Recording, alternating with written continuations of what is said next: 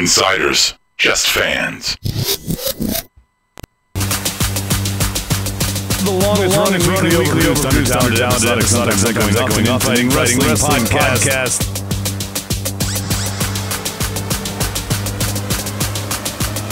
This is Roger Strong.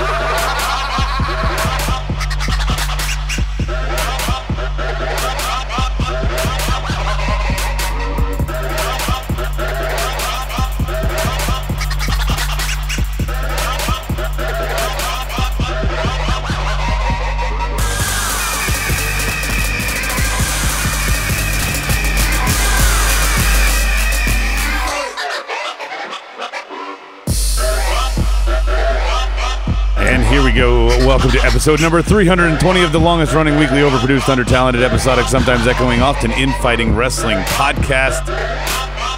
This is Smackdown.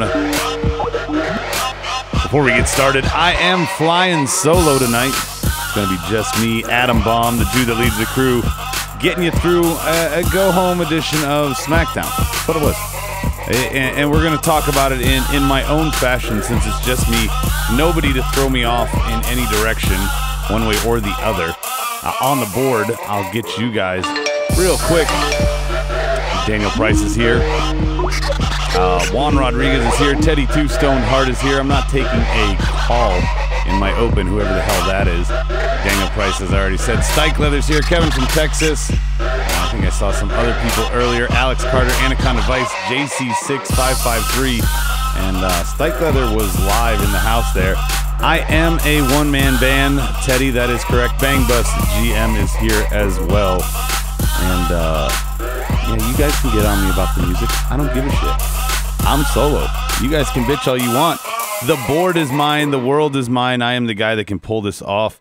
And the way we're going to do it is just kind of run down one by one each of the matches that are going to happen this Sunday on SummerSlam. And we're going to kind of talk about what happened tonight leading into that and where our theories are going. You big leaguing me, bro. Adam needs to hit the bars to get a new host. I got lucky there once finding Brian Juan. I don't think we'll have that again. Kevin from Texas is joining us, as I said. He says, hey, Bang Bus, they're just making friends out there. Good for you guys. So really quickly, we're only going to talk about the SmackDown portion of the show tonight because, quite honestly, the SmackDown portion of the show is much, much better, in my opinion, at what it's done. I think the implications of the briefcase, KO, and Braun is the only thing that interests me about Roman and Brock. I think the idea of Dean turning is the only thing that interests me about the Ziggler-Seth matchup. So let's find out what we're going to think about the SmackDown ones. We're going to start, of course, with, they announced it for the pre-show. Imagine that. Almas and Vega, Rusev and Lana. You guys can write your thoughts out there. I'll read them as I catch up, but I'm going to start off this one with Almas and Vega win. They're on a hot streak. They're on a roll. And there needs to be a further or final, if you will, wedge between Aiden and Rusev. It's very, very simple. The way you do it is you have Aiden once again fuck it up. That's the storyline they've been telling, so why wouldn't it happen one more time? It's very simple. Cashmere's joining us. If you do it that way, Rusev goes on about his way. He kind of saves face a little bit because every time he's lost to Almas or every time he's lost recently is because of Aiden, and now he's got to take it out on him. Lana could even do the really big swerve. I can't remember which one of my cast members or board members or whatever said, but, you know, it would be really crazy if Lana, real-life wife of Rusev, were to turn there. I don't know if everybody would believe the kayfabe of it. It's not like they're getting a divorce. They're still married. So it'd be very weird. Justin's joined us over on Twitch. He says, only the Jew leads the crew solo show tonight. It is. To me tonight, almost every match got some kind of hype, Stike says. We'll get to there each one. But this one, I think it's an easy prediction. Stike is saying Almas and Vega go over him to keep him strong. No question there. Rody, what are you doing? You're just walking in here?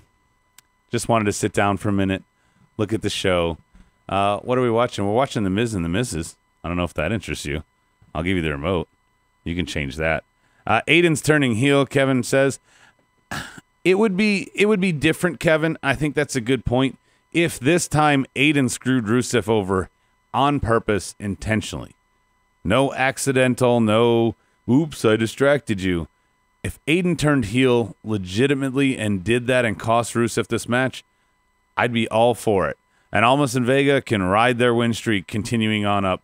WWE setting up Almas for something big, Kashmir thinks. And Stike says, yeah, they got to keep him strong. Lana turning on Rusev and joining Aiden next time on Total Divas. That's what Bang Bus says. It's a theory out there. I wouldn't put past WWE to do this. I wouldn't. They could. I wouldn't put it past them. I don't think it's a good idea. Rusev's eating the loss since he got the title shot against AJ, and so Lana gets a good spot on the Evolution card. Lana, I don't know where Lana belongs on the Evolution card. That's a different discussion, DP. We'll get back to that. But I think the consensus pretty much is that Almas and Vega are going to win. So let's go on to the next match. The next match, in order of importance, is how I'm covering these. So next one is Carmella, Becky, and Charlotte. I'm scared about this match. I really am. I think that there's some weird, dark chance that Carmella could hold the title all the way to Evolution.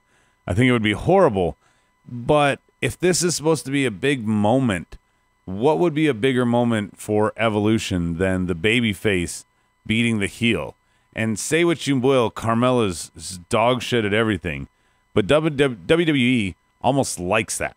That's how they've pushed Roman to the top. That's how they've pushed others to the top. Why wouldn't they do it here and keep her going?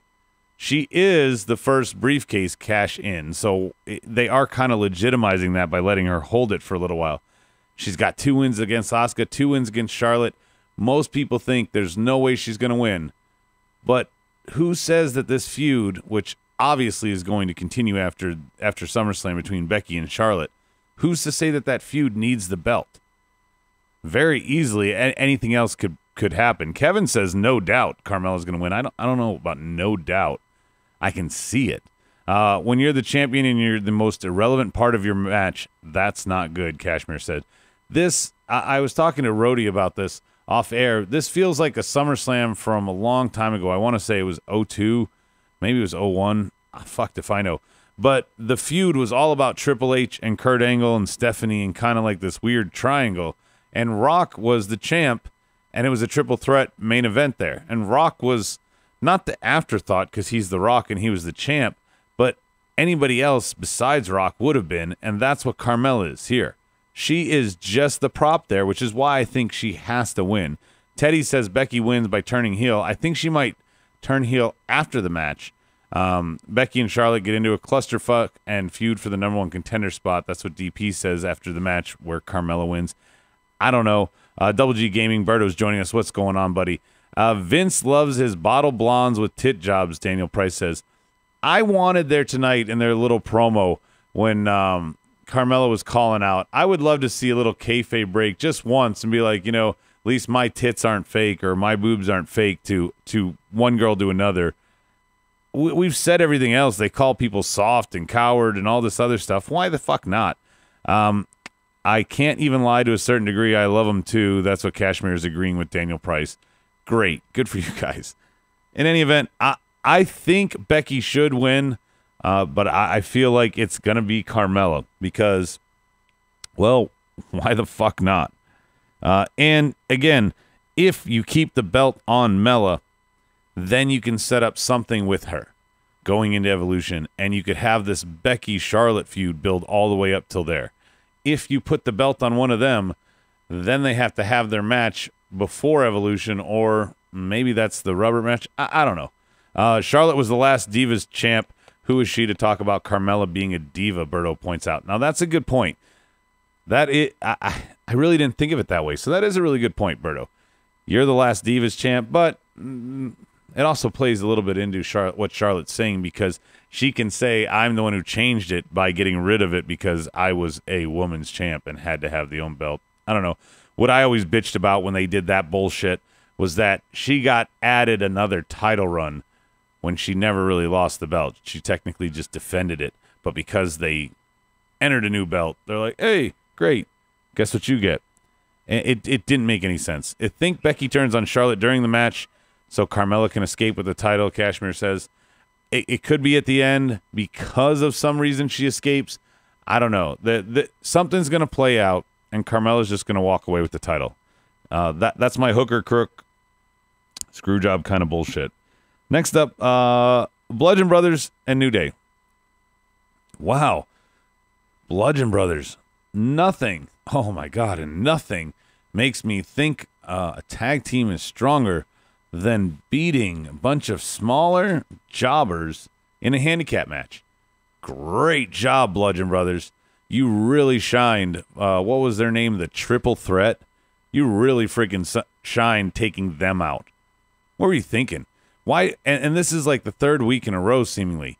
This is where the foreshadowing came in. Why also were they fighting 3 jobbers instead of 2? Why? Because they were going to eventually fight New Day, who won the tag team tournament. I enjoyed the hell out of the Sanity New Day 6-man tag match. Happy birthday, Kofi. The Bludgeon Brothers nonsense, I don't get it. I don't get it. What are you putting that in my camera angle there? Get that out of there. Putting it right in the center of the frame. Good job, Rob. Comes in here to just put things in the thing. Is it a running gag with the brothers? Kevin from Texas says, I don't know. Bludgeon Brothers are just... I think the experiment failed. I think they're going to take the titles off of them. I think they should try to salvage them in an APA kind of way or something. I definitely don't think they should let Rowan talk so much. And he doesn't even say very much. That's the sad thing. It's going to be a great match. Used to hate New Day, but they're so good. That's what Bang Bus says. Marked out one for the Hall of Fame. Of course, Teddy noticed that. If New Day loses, who the hell faces the Bludgeon Brothers next? It is a good point. They're kind of out of contenders. But, Stike, whenever that happens, they Frankenstein a contender. And so why the fuck wouldn't they do that if that's the way they want to go? I don't know. Sell the Kane back from injuries so that we can derail Miz and stall out him and Daniel Bryan for eventually. I don't know. In 1992, the Bludgeon Brothers would have been over like crazy, Kashmir said. Now, that's a good point. I really don't disagree with that. I bet you they would be over as shit. Yeah, 3 weeks in a row give shitty Hammermen these jobbers when Raw took our jobbers. That's from Justin. Now, that's a good point. Maybe they had to farm in some jobbers because they sent all of them to that awful show on Mondays.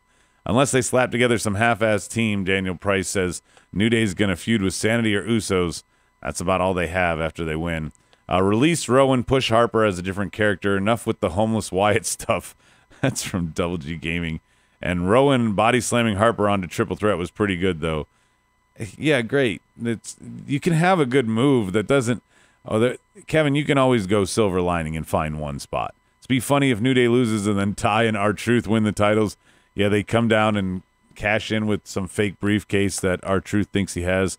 Next pay-per-view is Hell in a Cell. I wouldn't mind the Bludgeon Brothers versus the Bar. The Bar are great, but again, I feel a little bit like they're the same as the Bludgeon Brothers. I feel like Cesaro still could have a huge career.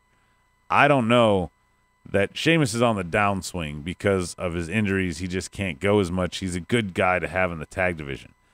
But I think he's now shackling the same way Rowan is to Harper. He's shackling Cesaro. Cesaro could be, well, maybe not anymore since he can't talk without his teeth. But he can still go in the ring. I don't think Sheamus is bringing anything as a mouthpiece if that's why they paired him together. I could be wrong. It doesn't really matter at the end of the day because we're going to the next match. I picked New Day, by the way. I think most people think that that's where it's going to go. New Day's going to win it. Everybody that chimed in. That would be gold, Kashmir says to me. He says, R-Truth with fake briefcases. I think that would be hysterical. Call up Ono and have Cesaro turn on Sheamus. What? Why? So Cesaro could be with... Oh, no, I'm saying Cesaro should be by himself. That's a terrible idea, Bang Bus. Demolition versus Bludgeons in a medieval bondage dungeon hammer throw street fight.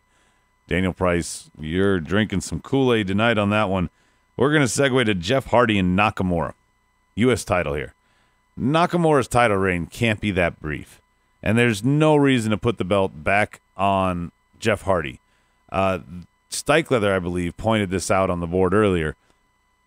Shelton Benjamin got a bigger pop tonight than Jeff Hardy did. Now, they're closer to where Shelton Benjamin's from, but most people probably don't know where Shelton Benjamin's from. He hasn't held a world title. Jeff Hardy has. So, but again, just that alone, Jeff Hardy is liked. Jeff Hardy can wrestle. He's good. I don't see him being a huge push guy. I think they gave him the U.S. title so he could be yet another Grand Slam champion there, and he was just transitional. He was what we talk about with Shayna Baszler. We're waiting for a face to take the title from her so that they can just lose it right away back to another heel. You know, he was a transitional champion that's outstayed his welcome. Creepy Randy watching from the back, which, by the way, Jeff Hardy had a great match with Shelton Benjamin. I don't know why they can't get that guy a program or get him on TV or something more. Shelton Benjamin's now finally looking like he got that rust off from his last injury, but doesn't matter. Shinsuke wins because Orton versus Hardy is advertised for Hell in a Cell. Why would they do that with, I don't know, with no title? Kelly got booed over Beth Phoenix in Iowa or something. I wouldn't doubt it if the crowd knew he was from around there, is what Berto says. That's true. I guess if you're from around there, anytime they come to town and they say from wherever, they get really loud, so you learn it. If Matt retires, do you think Jeff should or would join him, Cashmere says. I think Jeff's got some more legs on him. I think Jeff needs to stop doing I don't know. It feels like the wrestling version of the Dennis Rodman shtick. Like, okay, we get it. Yeah, you're going to paint yourself up a new way now and this. And he takes his shirt off at some points. He keeps it on at some points. He has face paint. He has contact lenses. He changes his hair color. I mean, just pick something already. I get that you want to be creative and all that, but it feels a little overboard at this point to me. Like, even he can't decide his gimmick. 1 minute he's setting up a twist of fate, and he puts the hand up for the crowd to cheer there. The next he's doing the delete symbol. Jeff should stop going hard at live events. That's from Bang Bus. And that's another thing. He's so old and reckless with his career, I almost think you can't use him in a way you want. In any event, I'm going to go with Nakamura. Shinsuke wins. That was Stike that agrees with that. And Nak loves having that belt. That's from Kevin. Gift Jeff Hardy one last big bump and one last world title run and have him put someone new over. That would be a good end his career, Berto says. I don't disagree. I would love to see Jeff have one more run and then go wherever it is. Justin says Orangeburg, South Carolina is 143 miles from Greenville, South Carolina, FYI. Thank you, Justin, for fact-checking that. And Orangeburg, of course, is the reason he's mentioning that is because that's where Shelton's from. Let's see. Brian specifically requested Nakamura before they shelved him. It's coming eventually. Jizanin is going to be next to Challenge Styles, so Brian versus Nakamura is possible, Daniel Price says. Okay. You guys are just changing all sorts of names. If you look at it with Jeff's high flying, his body should be more damaged than Matt's. Stike, I disagree. Jeff, with all his high flying, except for the big heel bump where he hurt himself at WrestleMania 2000 and shattered his heel because he went too far, most of Jeff's landings are on his back, and the weight is distributed. I kind of mentioned this last night. Hogan has a lot of issues from doing a leg drop for years. A lot of issues. He's lost 3 inches on his height. He has a lot of back problems, a lot of hip problems, joint problems in the pelvic area, all because of that. He did it from a standing position. Matt does it from the fucking turnbuckle. Matt has done it more than once from the top of a ladder. Matt has also done it from the top of a cage. Matt has earned his bruises, and I'm sorry that his body can't keep up, but he is in his mid-40s. It's probably time for him to retire anyway. I don't think it's a big deal. Jeff's not been heel since 2000. I don't think Jeff's been heel at all on WWE, if I'm correct. Heel Jeff is the worst. Ask Sting. That's from Bang Bus. Funny. Any event, moving on to the next one. We only got 2 matches left.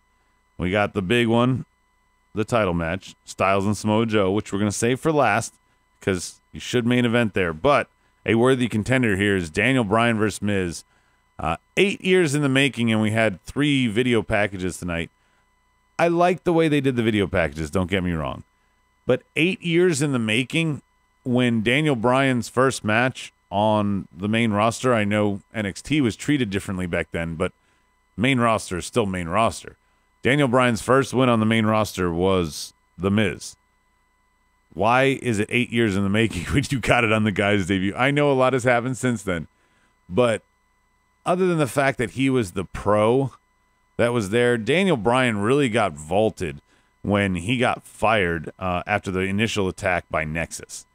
So it's no shock that they're going to twist it and not even mention any part of that in the video package tonight. That's just me. That's just what I'm saying. Daniel with the bars, Bangba says, Miz versus Bryan should be the main event. It's the only match I'm looking forward to. Berto's saying, well, guess what, Berto? That means you don't have to watch 7 hours and wait for it. If it's not the main event, you can turn it off early.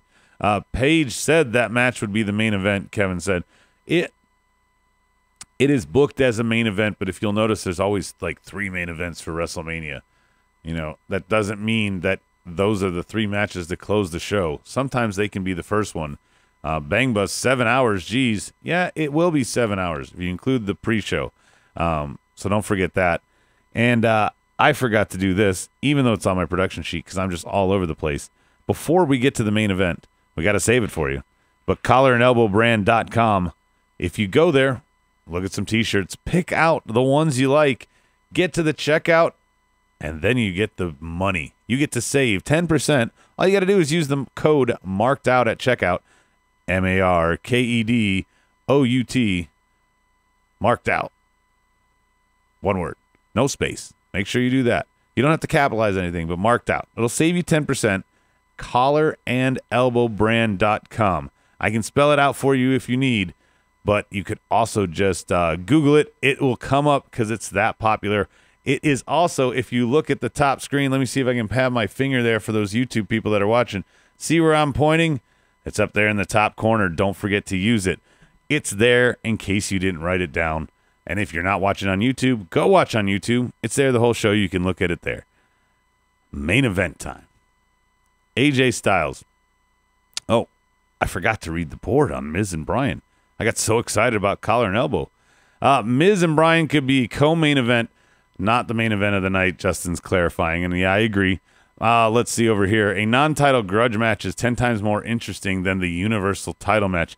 Oh, absolutely, Kashmir. No questions. Nobody gives a shit about Roman and Brock part whatever. Haven't been excited for SummerSlam since Daniel Bryan versus Cena. And that's from Bang Bus. What was that, 2016? Wiz, unfortunately, the line, if you beat me, then you made it. Made me laugh. Mikey needs to look up Bryan's resume. He does. But Daniel Bryan's always been that underdog. He has to be that way. His size won't let him be anything but. Which is sad because for a while there, his first title run was as a heel. I only spend money on weed and hoes. That's from Teddy. Good for you, Teddy. In any event, I think the consensus here, I'm going with The Miz. I think Miz needs it. I think Daniel Bryan, Stykes clarifying him and Cena was 2013. I think Daniel Bryan can survive this and needs to chase longer. I think Daniel Bryan needs to chase to the point where he doesn't really win over Miz until he takes the title off of Miz. So that means this has to be a slow burn, and somehow Miz has to get the title after the Samoa AJ whatever rivalry plays out. I'm going to like this video because Adam is doing an amazing job on the solo. Rody Rob says, thanks, Rob. It's a rare compliment that I get from my executive producer, so I'm really excited for that one. He's giving a thumbs up right in front of the crown because he's the king of bullshit. Miz by DQ, Kashmir says, I don't think Daniel Bryan gets pushed that far that he would get himself disqualified. and unless you're saying Miz gets himself DQ'd. Miz by fluke, Bang Bus says, I think that there's something that Daniel Bryan fucks up. Something that he does wrong, and he needs to basically get it. Very simple. He's going to just get challenged. Miz could be jobbed the whole match. Miz is going to get the pin in the end. Maybe even something even weirder, like a count-out victory or something. It might not be clean. I know Rhodey said Miz clean, but it might not be clean. I just think that Miz is taking it. SummerSlam is not 7 hours. At most, it's 4 hours of actual in-ring action. Berto wants to point out, I think 4 hours of in-ring action is probably even an overestimate. But then again, pre-show matches are what, 7, 12 minutes? So there's a half hour right there for those two. I'd rather Adam do the solo than have Kevin here with him. That's from Teddy. Thanks, Teddy. I'm sure Kevin would love that wherever he is. And AJ and Joe, it's time. I got your board in there. It's time to talk about AJ and Joe. I think that there is no fucking way the current storyline with Joe, the way he's interacting with Paige, the way he is digging at AJ, that letter tonight from the wife, that said some poignant things, and then at the end, oh, this is from Wendy Styles, by the way. That was just a, I don't know how to. He was trying to set him off. If Joe was in the ring, I think AJ would have popped him again. He's trying to get under his skin. I think if anyone wins by DQ, it's Joe, because I think AJ snaps. I think that the referee tries to pull AJ off, and AJ won't stop. Whatever the spot is, doesn't matter. And Joe wins by DQ. Joe has to win. Regardless if you give him the belt, there's no way in hell you can have Joe lose anymore. The interaction that he's doing with Paige, the storyline that he's doing with AJ has gotten personal in a very, very brief time. Not much to build. I think it was 3 or 4 weeks, depending on when you count the build. I think you can't technically count when he signed the contract and was announced, because that was just an attack. But it got personal. It's now gotten more personal. I think he's pushed AJ to the limit. And, oh, guess what next month is? Like you said earlier, guys, it's Hell in a Cell. I don't know if they have a blow-off in there or what. I just don't think Joe can lose, and I don't think you want to give him the title just yet. I think he gets the title when he leaves this feud. I don't think he gets it on Sunday. Joe wins, but not the title. Teddy's agreeing with me. Styles is retaining. No way 2 Samoans go over with the titles in the same night. Not even for Vince.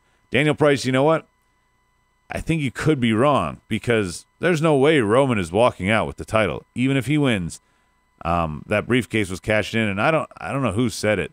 I think it was last night. But the idea that Paul Heyman and Kevin Owens come walking down with that briefcase, or join sides, or gain the mic, however it is, take that title away from Roman right away. He won't be there. I want to throw Rob off Hell in a Cell, Teddy says. Wow, that's very dickish. You know his ribs are already broken. You're pretty fucked up, Teddy. For that, you get this. Oh, man. I have no idea what's going on. And I've been focused, not really doing sound effects. You brought it out on it. Maybe Joe brings AJ's wife to SummerSlam. They could hire any actress. I don't know what the fuck AJ's wife looks like. I don't care about that. Will AJ bury Joe if he beats him clean?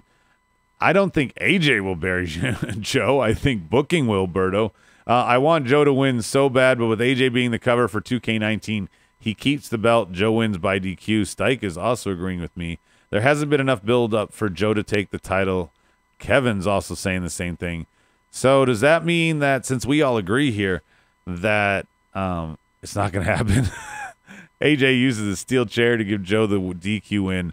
Justin says, again, so it's not going to happen? You know what could happen? We could just spill water all over the studio like Rody Rob just did off camera. Kaz and Daniels, AJ's best friend, cost AJ the match. Kaz is like Kazarian and Christopher Daniels. Wow, I don't think they're coming in, especially since Daniels is booked against Green Arrow. Wow. I'm amazed Adam's gone 30 minutes talking. I'd be winded by now. Berto, you don't know me. This is nothing. I could keep it going for a while. I didn't even realize it was 30 minutes, but thank you for pointing that out on the clock. It is time. Let me see if I can find my little sound effects. And since we're going to move on and segue to it, it is time for this.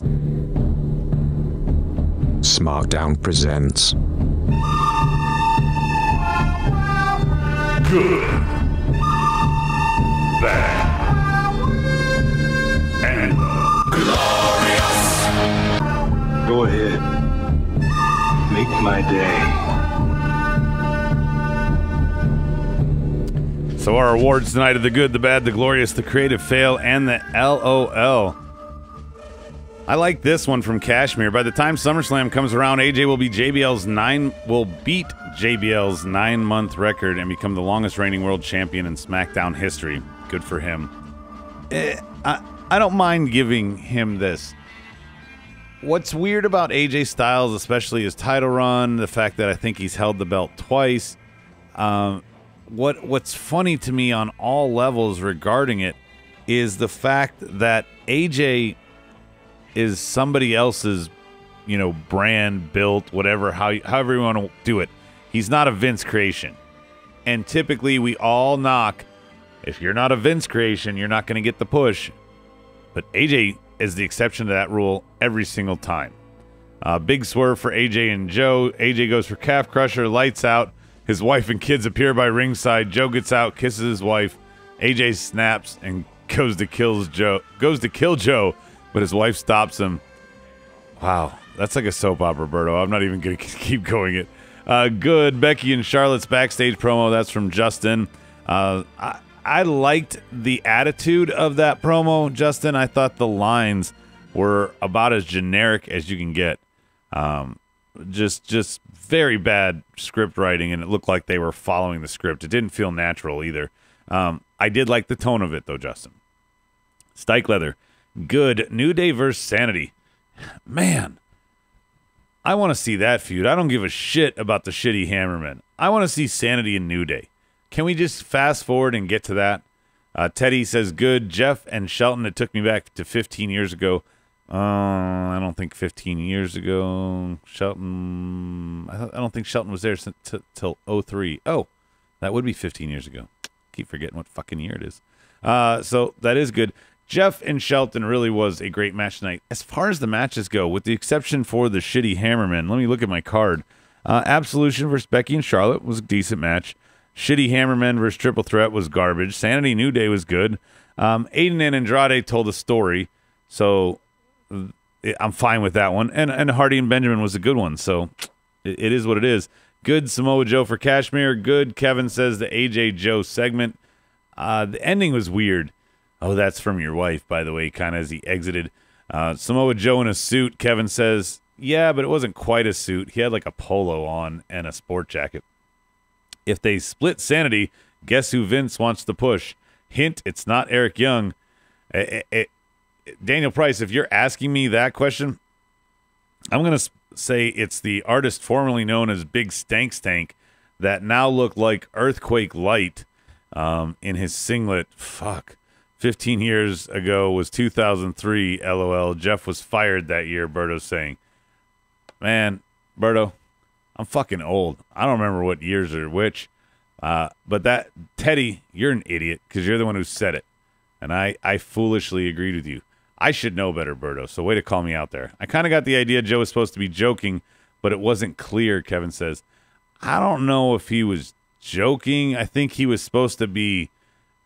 I think he was scripted to play a kind of joking sarcasm thing that let's just be honest. It's not his forte. It's not what he was supposed to be there. Good. Speaking of sarcasm, my good is that Asuka got mentioned. Yes, I said that. Because she hasn't been seen in a few weeks. She isn't on the fucking SummerSlam card. What the fuck are they doing with her character? I'm so confused by Asuka's booking. More so than anybody else. Probably more so than anybody else. I can't think of one person other than Asuka that has been so misused. You can say the Ty Dillingers, the Tyler Breezes, the fucking list goes on. Rusev's, whoever you want to say. But Asuka can do so much more than what she's booked. Daniel Price says they remembered who Asuka is. How about that? That's his good. And Bang Bus being sarcasm. Asuka, he forgot Asuka was with the company. Maybe Asuka runs in on the women's title match, Kevin said. That's Kevin from Texas. That sounds like something the shit in the middle Kevin would say here. That's a dumb idea. That's already a clusterfuck of 3. Let her fight Carmella afterwards and maybe finally win the belt, or who knows. Maybe they have forgotten her. Let's see what else. I guess there's nothing else. Time for bad. I'm going to lead off bad. I think it was bad that Randy Orton was on TV. I think it was worse that Randy Orton was on TV just waiting to shake someone's hand RKO style after they got done with the match. He wasn't going to attack backstage. He wanted to shake Jeff Hardy's hand after the match. That's all. Yes, I'm big leaguing you, Kevin. Call me out. See if I give a fuck. Yeah, Anaconda Vice also. Where the fuck has Asuka been? That's a good question.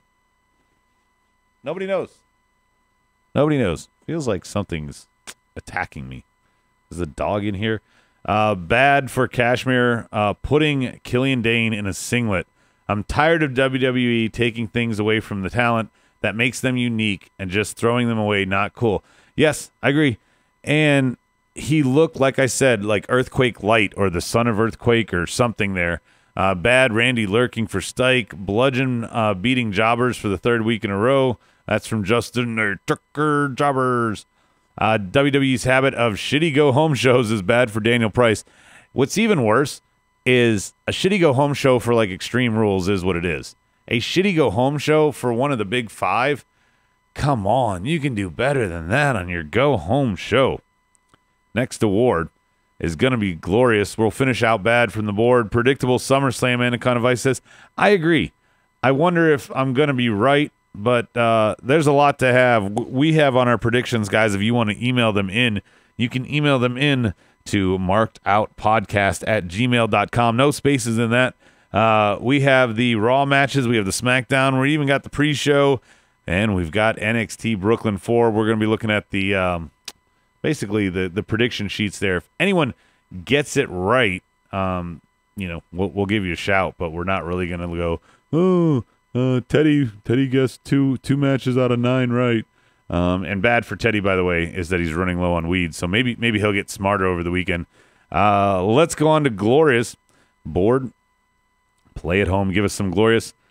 My Glorious is the way New Day has maintained their status as a top tag team. They can't get away from New Day in the tag team division. Doesn't matter if it's Raw, doesn't matter if it's SmackDown. They can't get away from it. Not just from a marketing perspective and the Pancake Power t-shirts, and they have more fucking t-shirts than John Cena probably at this point. Why? Just let it ride. Just keep it going. And I always think something's run its course. New Day, what are we going on 2 fucking years probably? As a group of 3, Freebird style rule, all that jazz.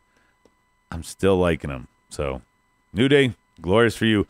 Glorious, the shine and styles soccer mom hair complimented Joe's chokeout dress casual so well. That's from Daniel Price. It's tough in texting to, understand some kind of sarcasm level there. I hope I read it with the right amount of sarcasm for you, Daniel Price. Anaconda Vice says that I'm drinking pimp juice. I don't need to drink pimp juice. I got water, though. Glorious Miz and Brian, I think it would have been better if they did a part-by-part over the last 3 weeks, Stike said. It's a fair point. If they stretched it out, the average audience that isn't as genius as myself probably wouldn't have been able to keep up each week. What I found odd is part 3 had parts of part 1 and 2 in the beginning. Like, in case you forgot earlier, WWE thinks that we have no memory. Hey, did you remember what just happened before the commercial? So there's no way they would have ever decided to spread that out over 3 weeks. Glorious, New Day, and Sanity. That's for Justin. 4 years in December for New Day. Double G Gaming's pointing out. Wow. And remember, they started off awful with the whole gospel religious kind of gimmick with them singing in the back. Glorious, she was horrible tonight, but Carmella was looking fine tonight. Kashmir, I don't know if you ever watched Friends. I was trying to explain this to Rody Rob as we were watching tonight. But tonight, Carmella looked like a bleached blonde version of Janice. And I'm sorry, she did not look fine. Let's see. Glorious Randy being a scary weirdo. That's from Kevin. It was bad. They think everyone has short attention spans, Daniel Price wants to point out. If anyone else wants to chime in with their glorious, I'll get to them. Almost an English match was really short, but good, Kevin says. And Teddy says glorious, no Kevin. Of course, he's not referring to Texas. He's referring to the one that has one shirt in his arsenal of clothing. Yep, that's one of the reasons they rush feuds now, Double G Gaming says. Good promo for Joe. You are way late, Anaconda Vice. We are not on good. We have 2 awards to go, and they're creative fail and LOL. The funny thing was while those 3 segments were going on, Paige was out tossing T-shirts in the crowd. I forgot Stike was there live, so they're doing a bunch of promos in the back, and everybody else is getting T-shirts. How far could Paige really show or really throw? They should have gotten one of those, at least, cannon guns and had her shoot them so that second-level people could get it. Because let's be honest, those are the poor people that couldn't afford seats down low, and they're the ones that should get T-shirts so that they can remember this. Kevin's going to challenge AOP with his faction, AIP, Apathy, and Plaid. You're better than that, Daniel Price. That wasn't a good one. Creative Fail is our next award, and I'm going to kick it off. Not finding a way to utilize Shelton Benjamin more. Maybe Shelton Benjamin should be with Sheamus and let Cesaro go solo. I don't fucking know. All I know is Shelton was on TV a lot with a ton of ring rust from coming back from his injury. Now, he looked great tonight. His last little push since the Superstar shakeup, when he's been on TV, he's had a really good match.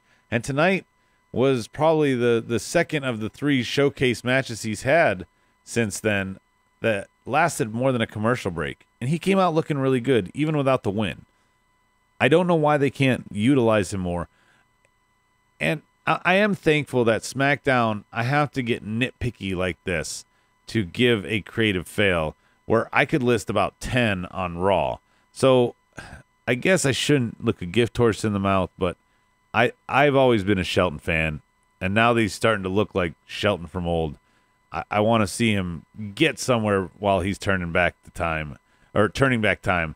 Paige throwing stuff back. I'm not surprised, Bang Bus. Always got to go there. Creative fail, Miz and Brian, the third part of the segment. That's from Justin. Yeah, the third part was the weakest. I'll agree with that. They should make a new era versus old era Survivor Series match where the losers leave or retire. If they do that, Berto, I think it would be too obvious who would go away. And it's possible they would do like they did with the Invasion. If you lose, you're fired, and then one by one, everybody came back anyway. Creative fails. Shelton should, after this match, be at least put in the U.S. title picture, Stike says. I just want him to be on TV and get some opportunities. So Stike's agreeing with me. Good showing.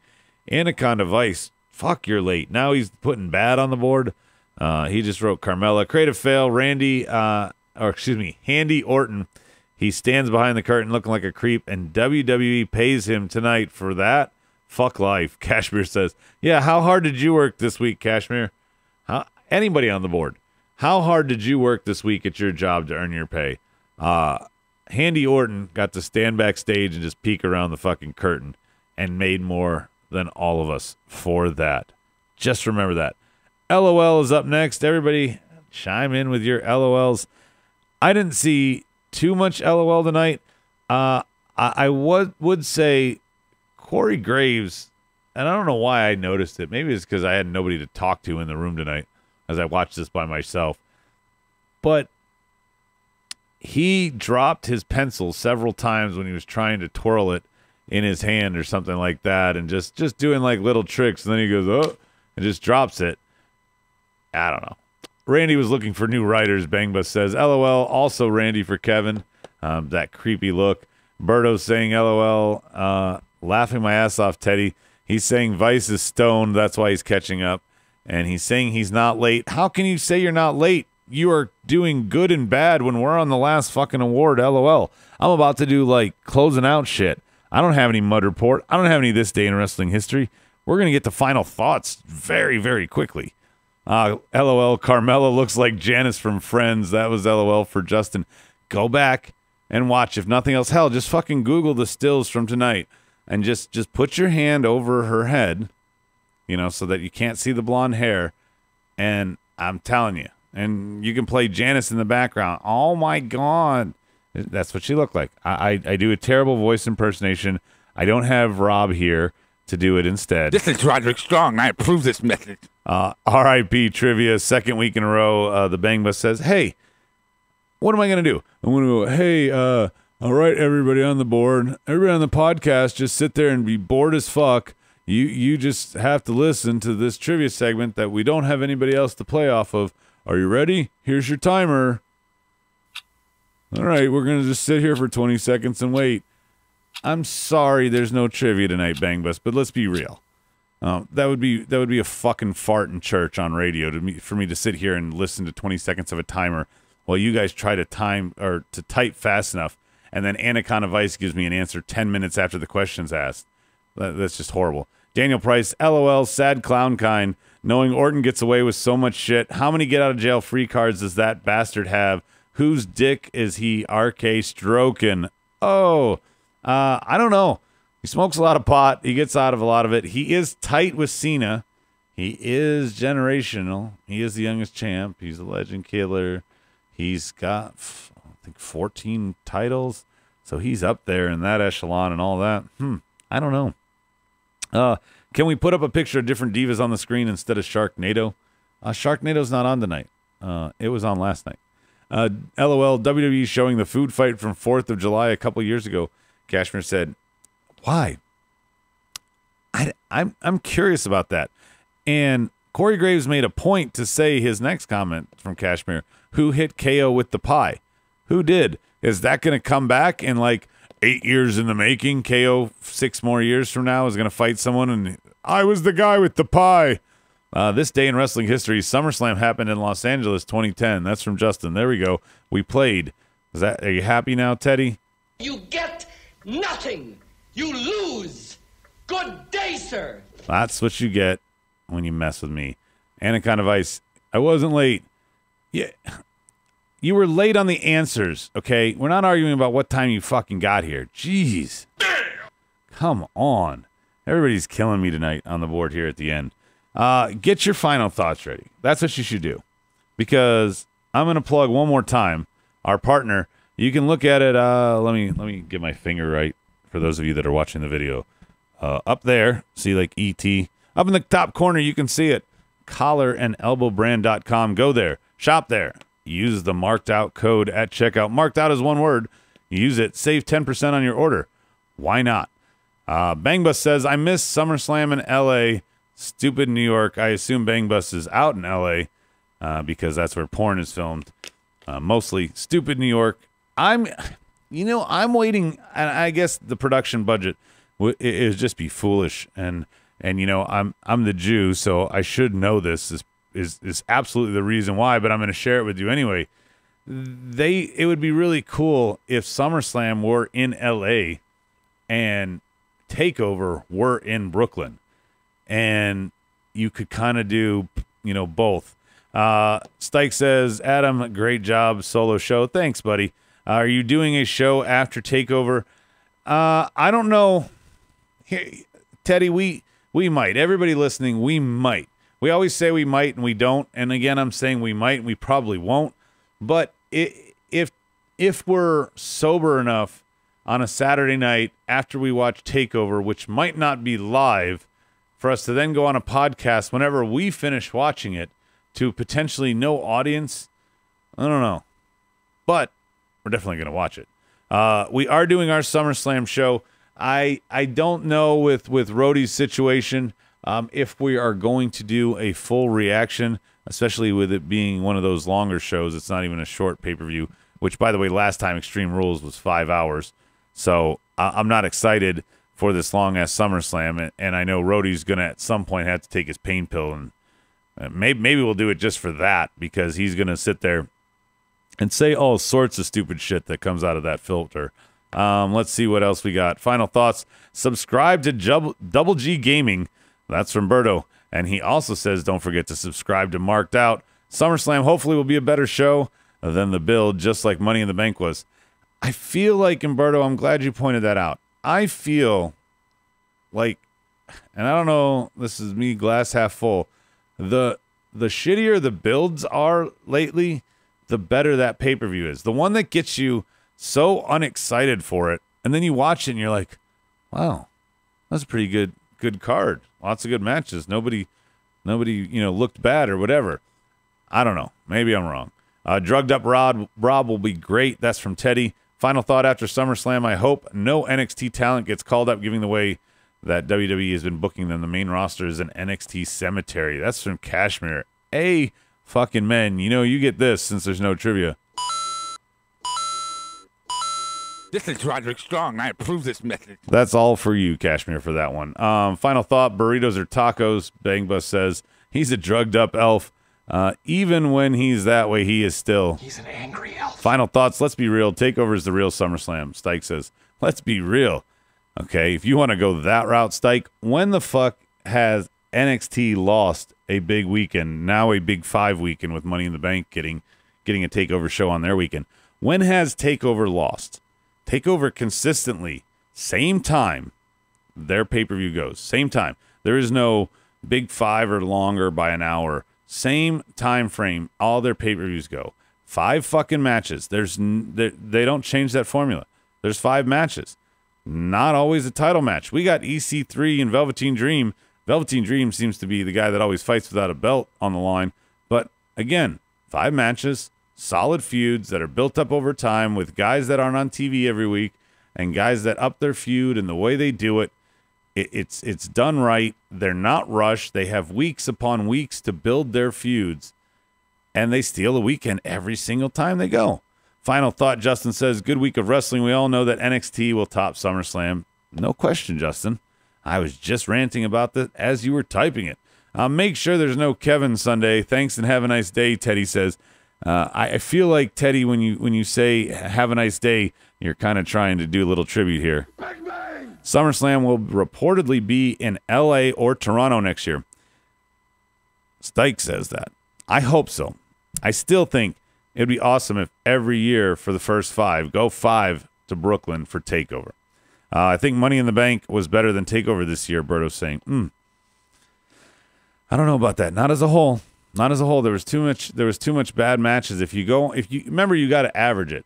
There may be 2 matches on the main roster card that could be better than all 5 on the TakeOver card, but the 5 on the TakeOver card are usually statistically in the top 8 matches of the weekend. All 5 of them are, and if there's one out, it's 4 out of 8 are there. Considering the 4 out of 5, you get 80% of your matches are in that top echelon for the weekend.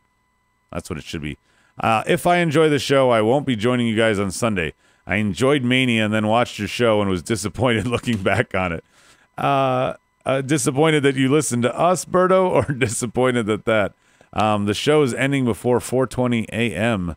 That's what Teddy's saying. Yeah, maybe. I don't know what the time change is. Let's see what else we got over here.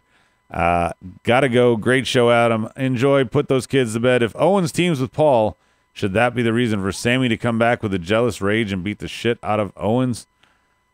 I don't know. I don't know the details on Sammy. I try to stay away from the dirt sheets. That way I can say, what I want without any kind of influence. But I don't think Sammy's ready to come back. I thought he just had his surgery and he has to recover. So you're talking about a long time ago.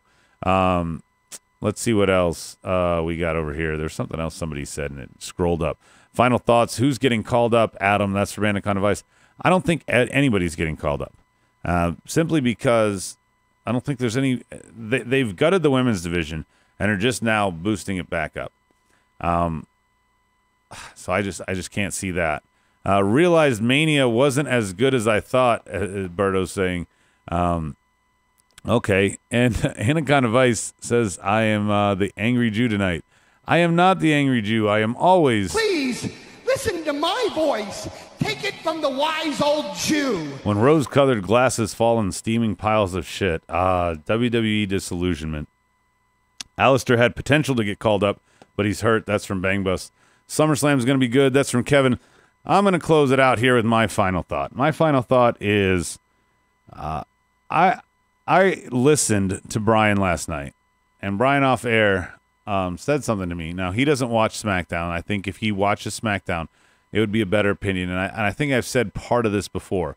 But he says, I've never been so disinterested in WWE. And I can't help but feel that the way Monday nights have been treated, that's the cause of that. Monday night has some silver lining. Usually the feuds around Seth Rollins are pretty good. Most of the stuff around Elias is good, but they don't get him enough matches and wins and bookings and stuff like that. They could still do the concerts, but he needs something, I think, just a little more. And Braun, they seemingly are afraid to push him the same way they did Joe and push them over at some point for whatever reason. So I think at the end of the day, you only have, 8 o'clock, not 11 o'clock is when it goes off air. And then SmackDown airs at 8 the next day. So you've got 20 hours between the shows. 20 hours to think about how bad Raw was. Then you have 6 days to think about how good SmackDown is. Brian is disinterested more than ever because he is dwelling on how bad Monday is for 6 days. There was a time when I didn't watch SmackDown. When it was on Thursdays and Fridays, I never watched, even during the brand split. I DVR'd some of it during the Heyman eras, but I didn't really, I fast-forwarded through most of the stuff I didn't give a shit about. So my point being is, we have invested so much time that we're not willing to just walk away, and we also aren't willing to devote more time to wrestling. So I don't know if I have to plea or what. I know Vince isn't listening or anybody like that. You got to give me more to care about. You got to give me more involvement in these feuds. You got to, I don't know how to do it. It's been a slow decline since Vince killed his main competition and let his daughter on the production team. That's from Daniel Price. Brian's uninterested. It's been like shit since 2014. It's been like shit for a while, Berto, but there was a lot of silver linings in that time. 2014, Punk has been since then. I don't know. There was some good since 2014, Berto. I think you're wrong on that. SummerSlam show Sunday on the channel. What time? Right after or during? Anaconda Vice says. That's my last plug here for us on Sunday. I'm not sure yet. We'll probably go on in the middle. Vice says Punk left in 14. Oh, is that why you picked 2014, Berto? Again, earlier tonight I said I don't fucking do the damn, what is it? Knowing the exact, I guess, years. That's why I hate when Medine, and he purposely does this when he goes 2003, 2004, or 2005. Because I always know within like a couple of years, and I'm like, oh, damn, was that 03? Was that 04? Fuck, I know it was one of those two. And then if I side with Teddy, I get it wrong. If Raw was 2 hours, both shows would be great. That's from Kevin. If they were treated like NXT, where they didn't put people on for the whole week, or like every week, I know you got to get people on there, but let some feuds just get a promo or video package. You know, next week we're going to have these two face-to-face for a contract signing. They're not here this week because they're going to get a lot of time next week. Instead of trying to put everybody out there so fast, SmackDown did a good job tonight. With the exception of the Bludgeon Brothers, like I said, those matches lasted. They lasted with a commercial break in the middle. You gave a decent story. You had 3 promo packages from the Miz and Bryan feud, and you even had a 4th one where he just promoted the Miz and Mrs. There's a lot of stuff going on. I'd like the Paige Samoa Joe interactions. I thought they were good. I didn't feel they were as forced as when Kurt interacts with KO and Braun, even though I enjoy those. Those seem more forced. Where here, it's like Paige is reluctantly on Joe's side because she wants to spice things up. Fuck, I don't know. It's working for it right now. They started Roman bullshit, and only he's gotten pushed out of the new talent. That started in 2014. Okay. There you go, Berto. You win.